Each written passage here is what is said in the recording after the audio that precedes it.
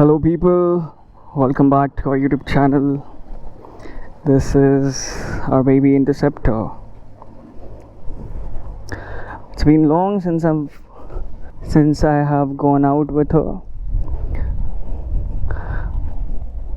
So I thought I'm heading towards the gym today. I thought why not I'll ride the bike to the gym.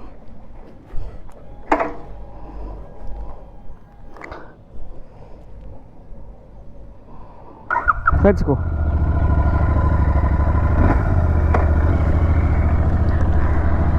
So here we head off towards the gym. In the last few days, many Royal Enfield bikes have come up. I mean, now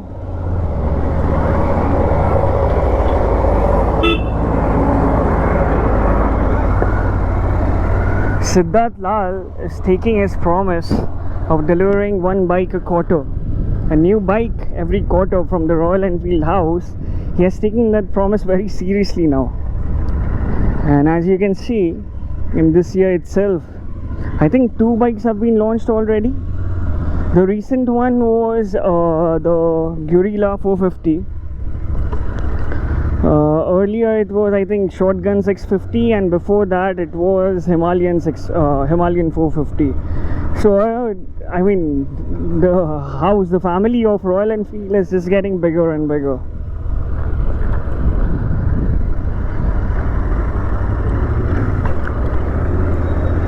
But everything aside, all the bikes aside, all the new upcoming engines aside, the 650cc's, they were launched, I'm not sure, but I think it was 2019, and they haven't made a single upgrade or a single change in the engine. I think the reason is, the bike doesn't need much of a change. I mean, of course, there are like some basic external changes, like the USB charger is there, the LED headlight is there. That is fine. The change in the grip design, the change in the buttons, on both the sides, which is fine. But to the main engine, there has been no change. You can actually say, the 650 engine of Royal Enfield is the most refined one. And we get a river crossing just outside my house. So you don't need to go towards the hills or for off-roading in India. Just go to the office from your house and you get a lot of off-roads. You get river crossings during the rains and whatnot. So I was thinking in today's vlog we'll ride the Interceptor towards the gym, and also we'll discuss the bikes that have been recently launched by the Royal Enfield. Let's talk about the latest one now. The latest one has been the Guerrilla 450.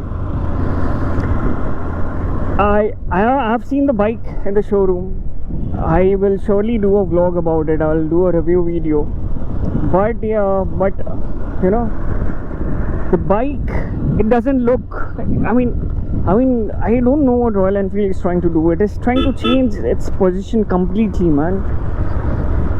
I mean, it was a classic bike company at one point of time, but since when it has launched the Himalayan, completely different sector, an off-roader, a completely different segment of a bike.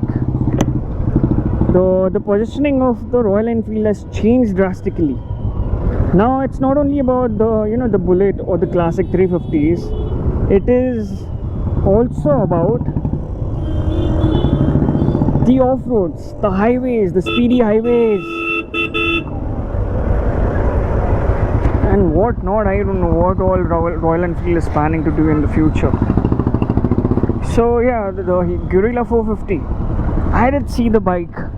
I did check out the bike on in the showroom, and I must say it is a hell of a bike. It is so compact, so small, yet so tall. It has the same engine as of the Himalayan 450.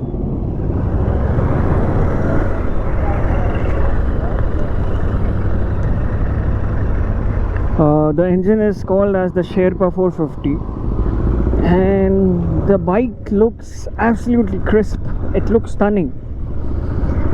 So before the Interceptor 650, I had a Scram 411, and one of the reasons I got that bike was because I do daily travels from work to office, but I am a kind of a person who I'll just take my bike out on the highway, or I'll just get on the hills that are right behind my house for off-roading. So I wanted a bike that will perform excellently well on the highways, maintain some good speed, stability. Plus I wanted a bike that can help me with the off-roads. I'm not a proper off-roader, so that's why I didn't go for the Himalayan 450. But I am more of a fan of the street bikes, or the naked bikes, you can say, roadsters. And the seating of the Scram 411, it gave me that stance of a roadster, but with that DNA of the off-roader in it. So it had that 411cc engine, which performed absolutely well on the off-roads, on the hills, in the water crossings that I did. The spoked wheels, they were really good. The off-road tires that the Scram had, they had a great grip. The seating, my god, absolutely beautiful. I haven't yet sat on the Guerrilla for test ride, but very soon I wish to do so. So overall, the Guerrilla is a hell of a bike, man. I mean, I don't have any words. And the colors that they are coming up with, my god. I think one of the reasons Royal Enfield is getting into this segment is they're trying to attract the youngsters. You check the earlier advertisements of the Royal Enfields, you will see the police wala guy riding it, the dude wala guy riding it, some elder man in his mid-40s or so, he's riding the Bullet or the Classic. But nowadays you see the ads, there's so many youngsters in it. I mean, it's all about youngsters right now. Let it be the Classic, let it be the Interceptors or the Continental GTs or the Himalayans. So the ads, how the Royal Enfield is planning them or shooting them, it tells a lot about thinking of the Royal Enfield outreach strategy. Now since we are talking about the Guerrilla 450, let's talk about the Himalayan 450 too. Himalayan, it is it is, I think, a perfect bike for off-road.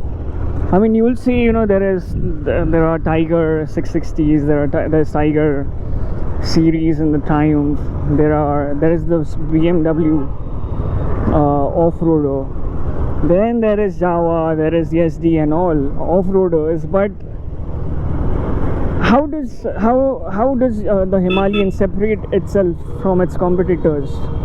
First of all, let's start with the Himalayan. The Royal Enfield was the first one to come up with a proper off-roader in this segment, the mid segment of 400 cc's. Earlier it was all about the high powered, the high cc engines, but it was the Himalayan. And once the Himalayan was launched, people went crazy all over it. I still admire the old Himalayan bike, the structure, the engine, the 411cc engine, the tank that it had, the seating position. It was a great bike, man. It was definitely a great bike. The color schemes were really good. Now with the new Himalayan 450, I rode that bike, and my god, it is lighter now compared to the Himalayan 411, and it is much more powerful. It is much more powerful than the 411cc engine. So it is a great package, man, that you get in a very small amount if you compare it with its competitors. And if anyone is an adventure enthusiast, most of them will prefer go for the Himalayan instead of the Tigers and the Javas and the SDs, because you can in a way say that the Himalayan was a pioneer in this segment of 400cc, and the way they have upgraded themselves, again, it's a great story. Something that Siddharth Lal, I really I really appreciate that guy, man. The way he has taken the Royal Enfield brand from just the classics to a multi-segment bike now.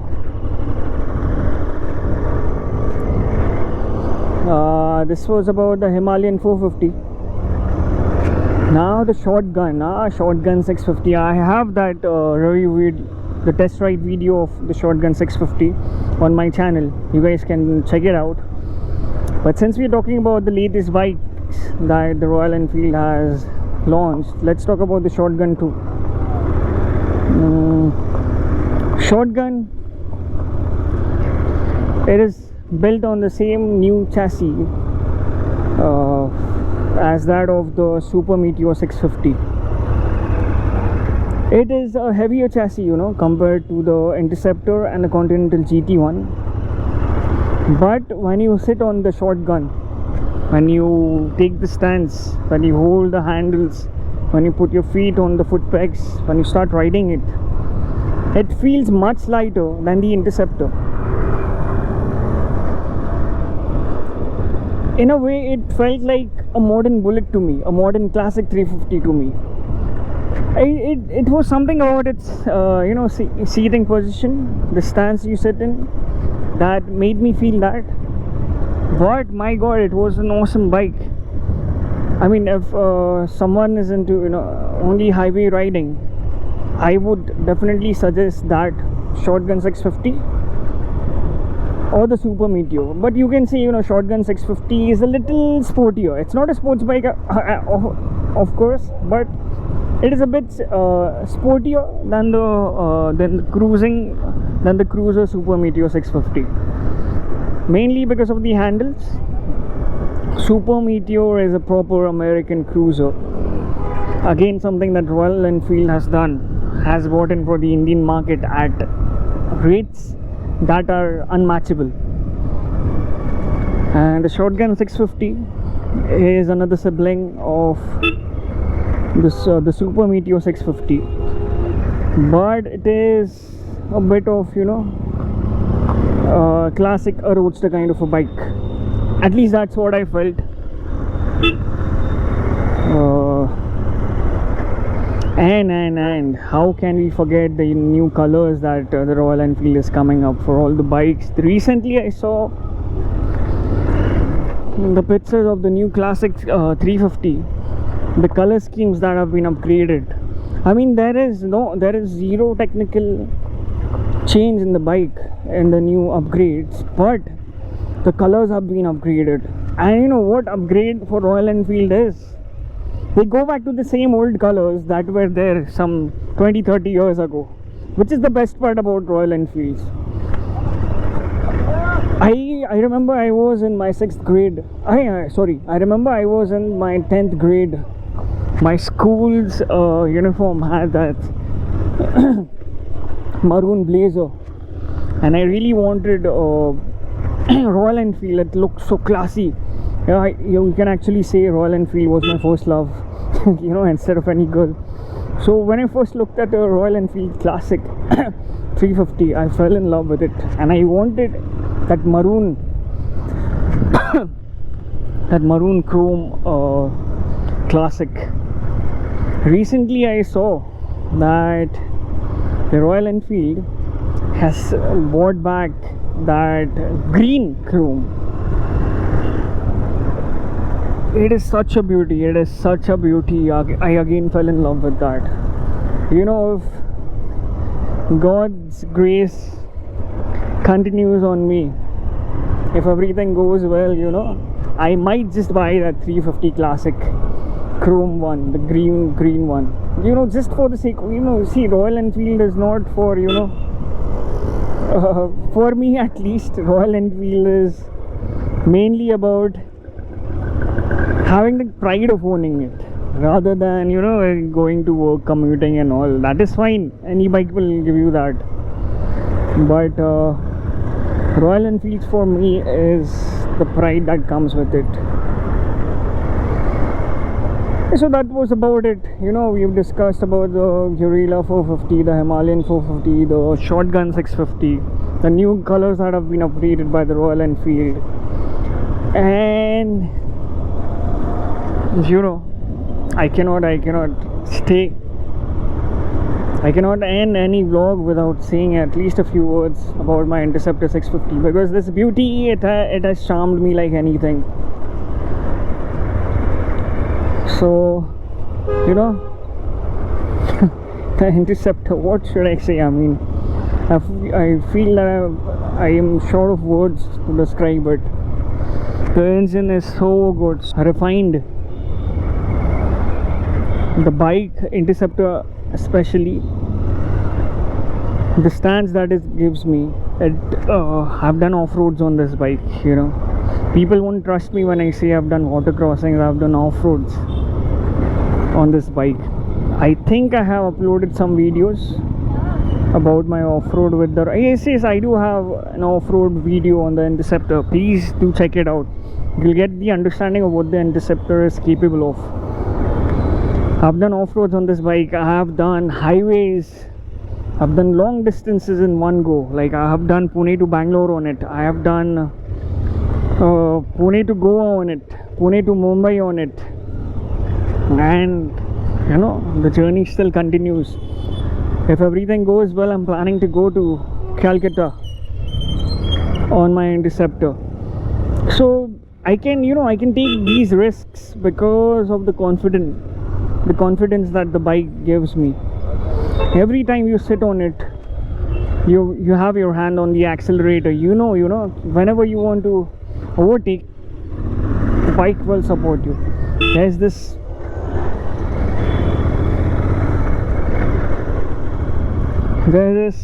immediate release of power from the accelerator